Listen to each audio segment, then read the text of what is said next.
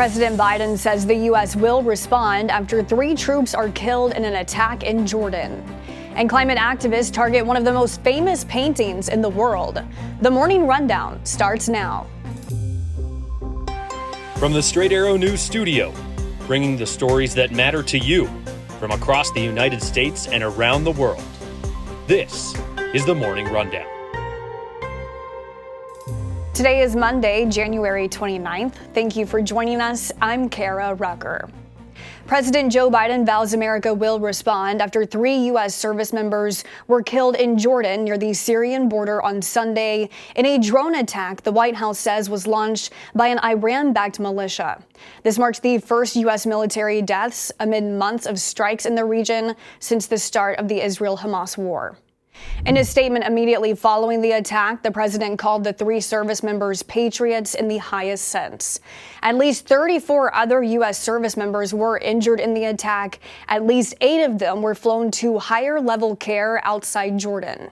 The service members who were killed have not yet been identified, and officials have not said which Iran-backed group was behind the attack. Several Republican lawmakers also reacted to the attack by calling for action. Senator Lindsey Graham posting on X that the Biden administration's rhetoric is falling on deaf ears and the U.S. should hit Iran now. Former President Donald Trump posted to Truth Social, blaming the attack on, quote, Joe Biden's weakness and surrender. Defense Secretary Lloyd Austin says America will take necessary actions to defend the U.S. and American troops. Fallout continues to grow for the main United Nations agency in Gaza after Israel accused 12 of its staff members of being involved in the terror attacks by Hamas on October 7th. After being notified of the allegations last week, the UN said it fired several employees of the United Nations Relief and Works Agency. The United States is among a number of countries to pause funding to the UN agency.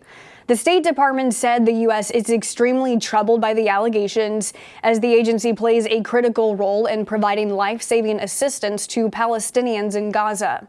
The UN Secretary General said he is horrified by the accusations that agency workers helped Hamas stage the attacks, but he asked the countries suspending their aid to reconsider. The U.S. has long been the agency's largest donor, providing hundreds of millions of dollars each year. House Republicans have released 2 articles of impeachment against Department of Homeland Security Secretary Alejandro Mayorkas. House Republicans accuse Mayorkas of willfully refusing to comply with the law and breaching public trust as it relates to enforcing immigration laws at the U.S.-Mexico border.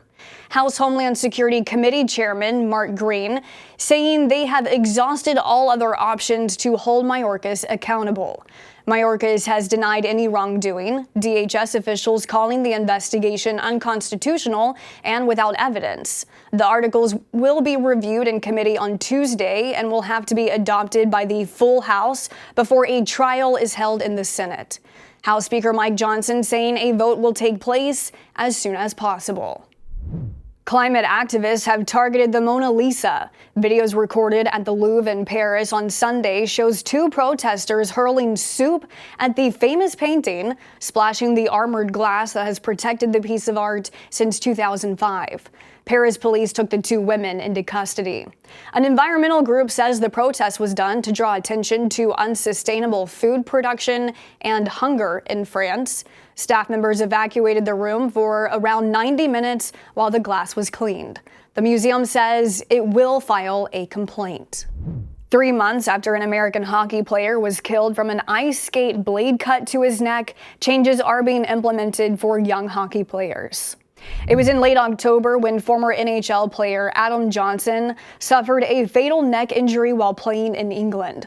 On Sunday, USA Hockey leadership approved legislation requiring all players under the age of 18 to wear neck laceration protection to games and practices. USA Hockey recommends adults wear neck protection too. In December, the International Hockey Federation mandated neck guards in all of its tournaments, including the Olympics. As of now, the NHL has no such policy, though some players have chosen to wear neck protection since Johnson's death. Finally this morning, Super Bowl 58 is all set. The Kansas City Chiefs will meet the San Francisco 49ers in a rematch from the big game in 2020. On Sunday, Patrick Mahomes, Travis Kelce, and the Chiefs defeated the Baltimore Ravens 17-10 to become AFC champions on their way to the team's fourth Super Bowl in 5 years. The Chiefs hoping for back-to-back Super Bowl wins. Later in the day, Brock Purdy, Christian McCaffrey, and the 49ers, down 17 points at halftime to the Detroit Lions, rallied in historic fashion, winning the game 34-31 and the NFC Championship. Super Bowl 58 takes place February 11th in Las Vegas. These are your top stories for this Monday. Be sure to subscribe to the Morning Rundown newsletter to get the top stories each weekday morning. Just go to san.com/rundown to sign up. Unbiased, straight facts, that's Straight Arrow News. We'll see you back here tomorrow. Until then, I'm Kara Rucker. Have a great day.